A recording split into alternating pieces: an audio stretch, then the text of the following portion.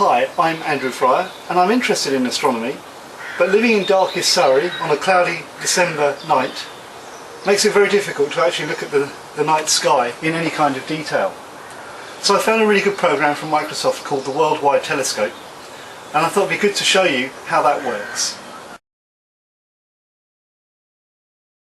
So this is the Worldwide Telescope from Microsoft, the ideal tool for the armchair astronomer. It essentially is an aggregation of all the satellite imagery from people like NASA and the European Space Agency. Initially I set the Worldwide Telescope up just to look at our solar system. You can see this because it's pointed to here and here.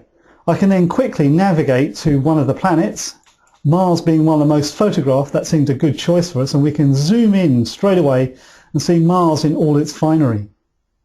I can fly around it just as though I was my own personal astronaut. You can see the wonderful polar ice cap at the top here, and I believe a slightly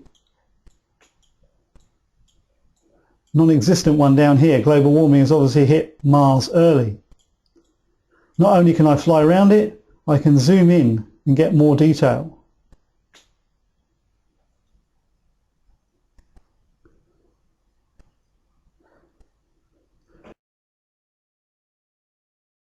What I'm able to do here is just look at the sky now. And you can see we've carefully marked out the night sky. There is the Big Dipper, probably familiar to you all. We can zoom in and take a look at that star there, the one on the end. My astronomy isn't brilliant, I'm afraid. Neither is my mouse control. And I can right click on it and immediately find out what it's called.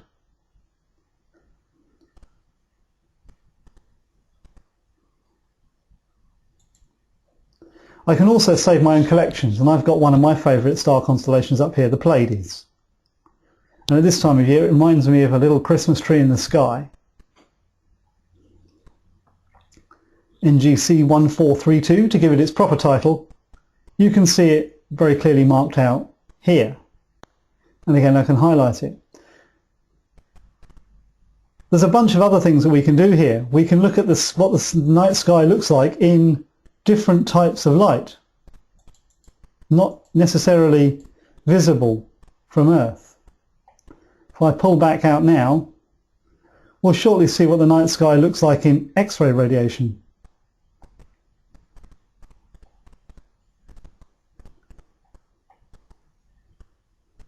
And here we are.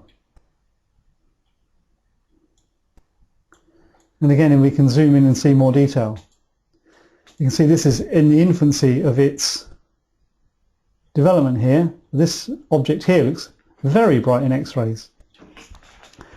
Not only that, there are also guided tours, which you can see here.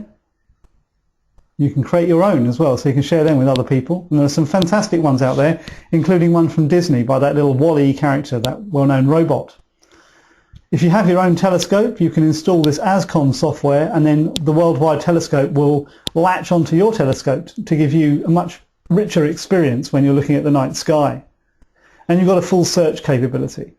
So whether you're a casual astronomer like myself, or whether you're a hardcore physics teacher in higher education or a local school, this is probably one of the most valuable resources you can get your hands on that you don't have to pay for.